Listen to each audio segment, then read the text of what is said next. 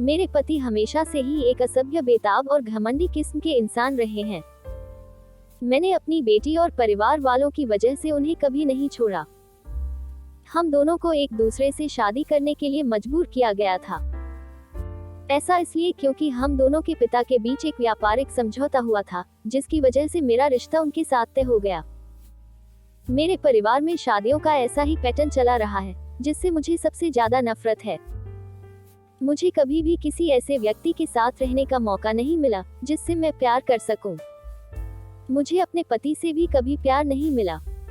उन्होंने मुझे कभी नहीं बताया कि वह मुझसे प्यार क्यों नहीं करते हैं। मेरी बेटी का गणित का टीचर बहुत प्यारा लड़का था।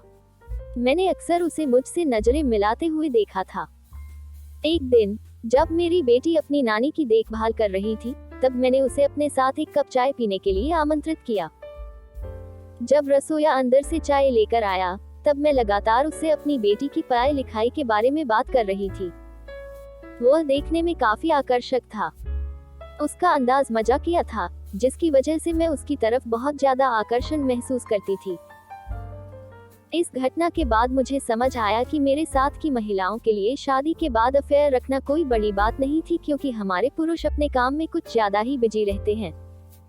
मेरे पति भी इससे अलग नहीं थे। इस तरह मेरा उसके साथ अफेयर शुरू हुआ। अपनी बेटी के टीचर के साथ एक्स्ट्रा मैरिटल अफेयर रखने पर मुझे कोई पछतावा नहीं है। ऐसा इसलिए क्योंकि मुझे एक ऐसे व्यक्ति से प्यार और अटेंशन मिल रहा था, जो जानता था कि एक महिला को खुश कैसे रखा जाता है। वह न देखने में काफी सेक्सी था, बल्कि उसने मुझे शारीरिक संबंध बनाते हुए कामों किया अच्छा भी महसूस कराया। जब घर में कोई नहीं होता था, तो हम दोनों साथ में काफी अच्छा समय बिताते थे।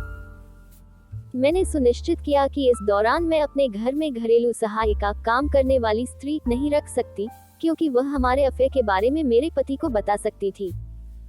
भगवान जाने फिर वह क्या करेगा। 36 साल की उम्र में मुझे प्यार और जुनून मिला, जिसने मुझे सबसे ज्यादा खुशी का अनुभव कराया। लेकिन जैसा कि हर सामान्य अफेयर की कहानी में होता है, एक दिन मेरे पति ने मुझे पकड़ लिया। ऐसा तब हुआ जब मैं और मेरा प्रेमी एक दूसरे को अपनी कल्पनाओं से भरी कुछ सेक्सुअल तस्वीरें भेज रहे थे। इस दौरान मैंने अपने पति और बेटी की घर वापस आते हुए की आवाज सुनी। मैं काफी जल्दी में थी, जिसकी वजह से मैं उनका अभिवादन करने के लिए अपना फोन अपने बिस्तर पर रखकर नीचे चली गई। मैं उन्हें बातचीत में शामिल करने की कोशिश कर रही थी कि मेरे पति वॉशरूम का इस्तेमाल करने के लिए बेडरूम में आ गए। मैं एकदम से डर गई और उनका पीछा करते हुए कमरे की तरफ बढ़ी। मैंने देखा उसके हाथ में मेरा फोन था। वह उसे लगातार स्क्रॉल कर रहा था। यह सब देखकर मैं चौंक गई।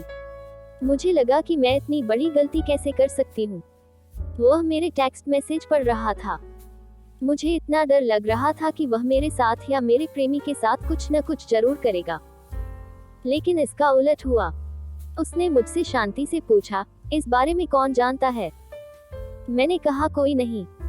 उसने फोन को जमीन पर फेंक दिया और उसके टुकड़े टुकड़े कर दिए। निराश होकर उसने अपनी उंगलियों को अपने बालों में घुमाते हुए कहा, मैं नहीं चाहता कि हमारी बेटी इन सब चीजों से प्रभावित हो। किसी को भी इस बारे में पता नहीं चलना चाहिए। मुझे परवाह नहीं है कि आप किसके साथ क्या कर रही हो, लेकिन एक परिवार के रूप में हमारी प्रतिष्ठा दांव पर नहीं लगनी चाहिए, वरना इसका अंजाम बहुत बुरा होगा। अपने पति की इन बातों को सुनकर मैं पूरी तरह से चुप रही। लेकिन इस दौरान मुझे इस बात का एहसास हुआ कि उसे मेरी बिल्कुल भी परवाह नहीं थी। हमारी शादी पूरी तरह फर्जी थी। अगर मेरे पति ने कभी मेरी परवाह की होती, तो वह मुझसे कभी ऐसा नहीं कहता। वह मुझे डराता धमकाता, लेकिन ऐसा नहीं हुआ। मैं भी काफी खुश थी कि उसे मेरे अफेयर से कोई दिक्कत नहीं थी, बशर्ते मैं इसे बस छुपा कर रखूं। मुझे पता था कि मैं यह सब बहुत आराम से कर सकती